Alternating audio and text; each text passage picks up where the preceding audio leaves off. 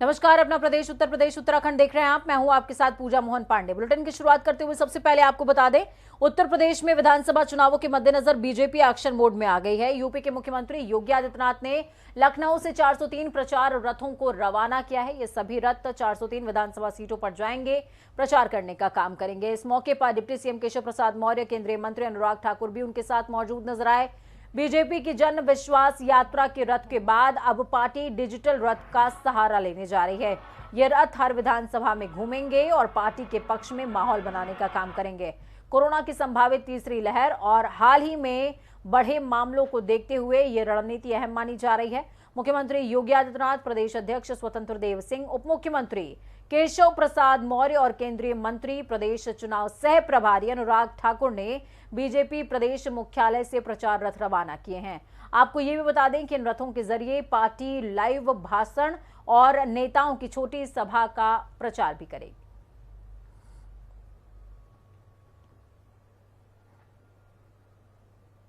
पर बुलडोजर चलाने वाली पहली उत्तर प्रदेश की सरकार कोई है, कारण योगी सरकार है मित्रों। इसलिए आज मैं जनता के बीच में जा रहा हूं, जनता का आशीर्वाद लेने के लिए, जन समर्थन प्राप्त करने के लिए कि हमारे सामने आदरणीय मोदी जी जैसा नेतृत्व है, राज्य के अंदर योगी जैसा नेतृत्व है।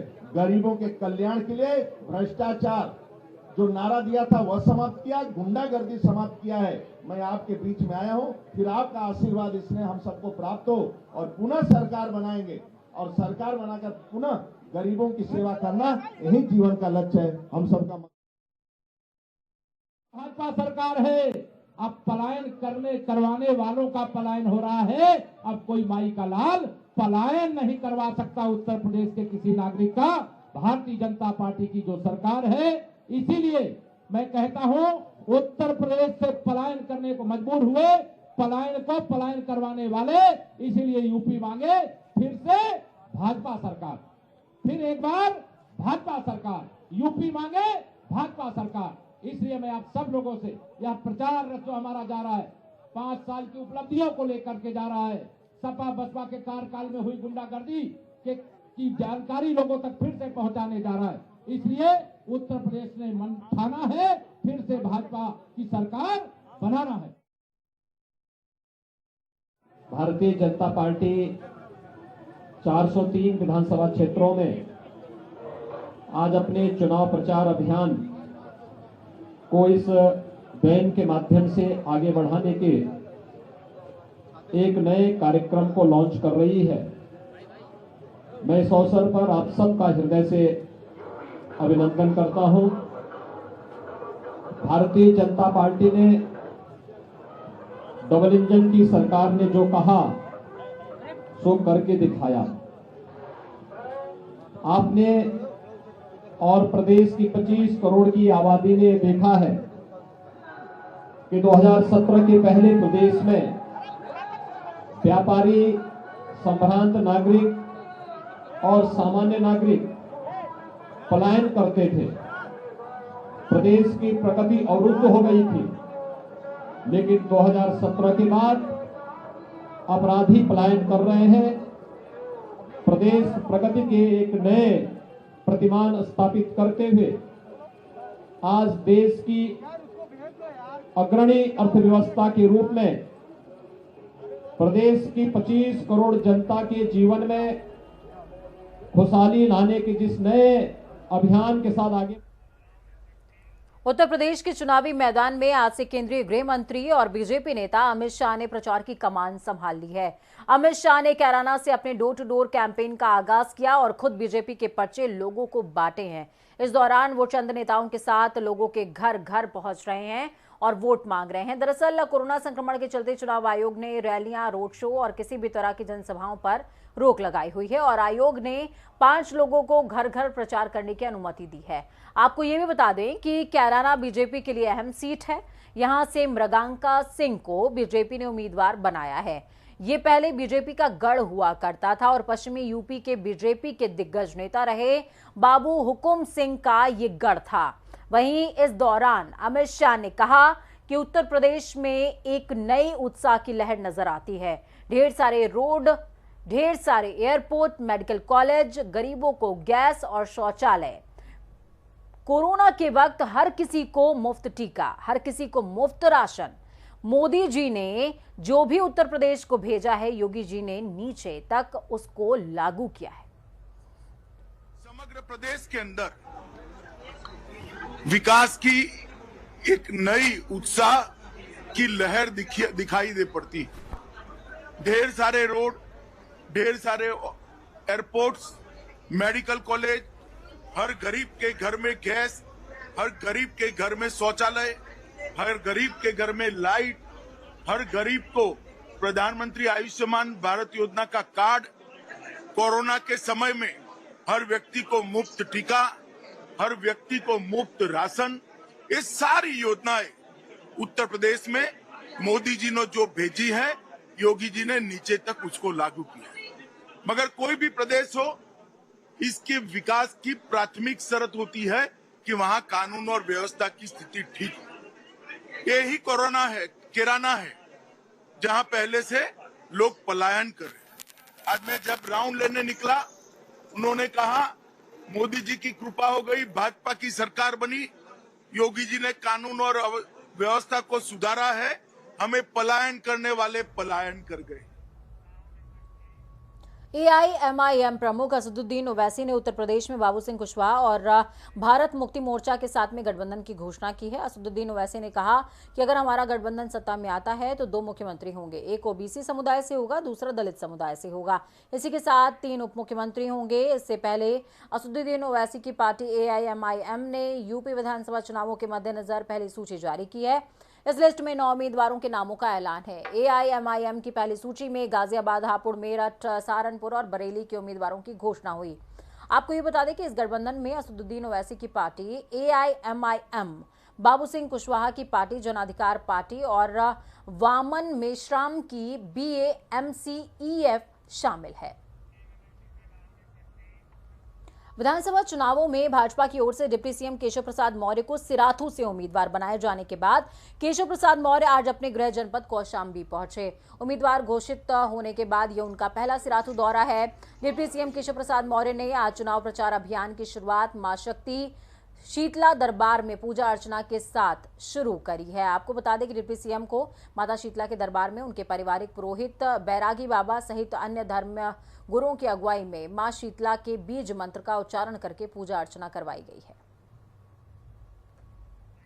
माता जी के दर्शन करने के लिए सबसे पहले तो माता जी से यही प्रार्थना मैं करता रहता हूँ कि बार बार मुझे दर्शन के लिए माँ कृपा करके बुलाती रहे। और आज जब सिराथू विधानसभा क्षेत्र को मेरे पार्टी के नेतृत्व ने जो मेरी जन्मभूमि का क्षेत्र है उसे कर्मभूमि के रूप में मेरे विधानसभा क्षेत्र में प्रत्याशी के रूप में मुझे भेजा है, तो आज प्रत्याशी बनने के बाद मैं पहली बार आया हूं। तो आज मां के चरणों में प्रणाम करके, अब मां का आशीर्वाद लेकर के सिराथू सहित कौशाम्बी की 3 सीटों सहित उत्तर प्रदेश में 300 से अधिक कमल फिर से खिले। जो सुशासन, विकास, गरीब कल्याण, किसान कल्याण की तमाम सारी जो योजनाएं चल रही हैं उसको हम आगे बढ़ा सकें, इसी संकल्प के साथ, इसी मनोरथ के साथ मां के दरबार में आए हैं। और मुझे पूर्ण विश्वास है मां की कृपा जरूर प्राप्त होगी। तो ये 52 शक्तिपीठों में से एक शक्तिपीठ है। कहा जाता है कि यहाँ पर मां सती का हाथ गिरा था, इसलिए इसे कड़ा धाम के नाम से भी जानते हैं। खबरों में आगे बढ़ेंगे। ललितपुर में समाजवादी पार्टी के पूर्व प्रत्याशी चंद्रभूषण बुंदेला उर्फ गुड्डू राजा ने सपा से इस्तीफा दे दिया है। सपा प्रमुख को दिए इस्तीफे में चंद्रभूषण ने सम्मान न मिलने का आरोप लगाया। आपको बता दें कि चंद्रभूषण साल 2009 और साल 2012 में सपा से ललितपुर की सदर विधानसभा सीट से चुनाव लड़ चुके हैं। वहीं अब इस्तीफे के बाद से ही बसपा में शामिल होने की अटकलें तेज हैं। आपको ये बता दें कि बुंदेलखंड के कद्दावर नेता और झांसी लोकसभा से 2 बार सांसद रह चुके सुजान सिंह बुंदेला के बेटे हैं चंद्रभूषण। तो वहीं गणतंत्र दिवस की तैयारियों को लेकर विधानसभा के सामने परेड का ऑन रोड रिहर्सल किया गया। इस रिहर्सल में तमाम अलग अलग प्रकार की झांकियां निकाली गईं, जिसमें पुलिस विभाग की तमाम टोलियां और पीएसी जवानों की टोलियों के साथ साथ महिला पुलिसकर्मी, होमगार्ड महिलाओं ने रिहर्सल के दौरान झांकियां दिखाई हैं। वहीं इस परेड रिहर्सल में कई स्कूली बच्चों ने भी हिस्सा लिया था, पर सुबह से हो रही बरसात को देखते हुए बच्चों को वापस भेज दिया गया।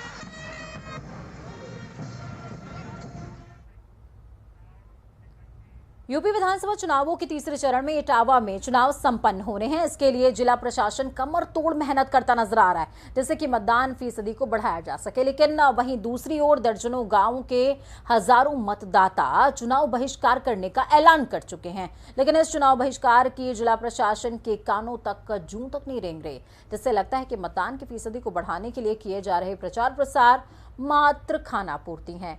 वही स्थानीय लोगों का कहना कि जो भी सरकार आती है वो झूठ बोलती है, झूठे आश्वासन देकर अपना समय पूरा करके चली जाती है। उन्होंने कहा, अब की बार हम लोगों ने मन बना लिया है कि हमारे ब्लॉक की घोषणा नहीं हुई, इसलिए हम आगामी विधानसभा चुनावों का बहिष्कार करेंगे। तो यहाँ वोट नहीं पड़ेंगे, न तो यहाँ कोई विधायक। अब सरिता भदौरिया पहले आई थी चुनाव के पहले 2017 में, उसके बाद यहाँ पर एक बार भी नहीं आई। अभी तक उन्होंने ये नहीं सुना है कि कौन मर रहा है कौन जिंदा है। ऐसी तो विधायिका हैं जो कि यहाँ पर एक बार भी नहीं आई। मेरी झूठ मानो, ये जनता खड़ी हुई है, कबू नहीं। तो अगर ये ब्लॉक नहीं बनता एक दिल तो क्या करें? नहीं, हम लोग वोट नहीं डालेंगे किसी पार्टी को, कोई वोट नहीं, कोई वोट नहीं। आप जो बैनर यहाँ पर लगा हुआ है चुनाव बहिष्कार का, इसको पूर्णतः मानकर चलिए। और घोषणा नहीं की गई है, अब आपका जो अधिकार है उसके लिए जो आपकी ताकत है वोट की, अब आपको दिखाने की ज़रूरत है। और इसी तरह सरिता भदौरिया जी जो हमारी विधायिका थी, और उन्होंने भी वादा किया था पूरी सरकार ख़त्म हो गई, टाइम भी ख़त्म हो गया। अब वो सिर्फ झूठ फैला रही हैं चारों तरफ कि मैंने योगी जी से कहा था, मैंने लिख के दिया था। उन्होंने कहीं कुछ नहीं दिया। तो इस बीच बड़ी और अहम जानकारी सामने आ रही है। अलीगढ़ से बड़ी खबर, अहम जानकारी। धनीपुर एयरपोर्ट पर क्रैश हुआ glider, training glider VT AMU crash हुआ है। घने कोहरे के कारण ये ग्लाइडर क्रैश हुआ है। खेत में लैंड होने के कारण यह हादसा हुआ है। हादसे में दोनों पायलट घायल हो गए। बड़ी खबर, अहम जानकारी आपको दे रहे हैं। घने कोहरे के चलते ग्लाइडर क्रैश हो गया। खेत में लैंड होने की वजह से यह हादसा हुआ है। हादसे में दोनों पायलट क्षतिग्रस्त बताए जा रहे हैं। तो चलिए खबरों में आगे बढ़ते हुए रुख देवभूमि का होगा। भाजपा के विधायक उमेश शर्मा उर्फ काऊ अपनी पार्टी का सिंबल लेने के लिए भाजपा प्रदेश कार्यालय पहुंचे। हरक सिंह रावत पर प्रतिक्रिया देते हुए उमेश शर्मा काऊ ने कहा, मैंने हरक सिंह रावत को बहुत समझाया। साथ ही उन्होंने कहा, अगर रायपुर से हरक सिंह रावत को भी टिकट मिलता है तो दोनों भाई साथ लड़ेंगे।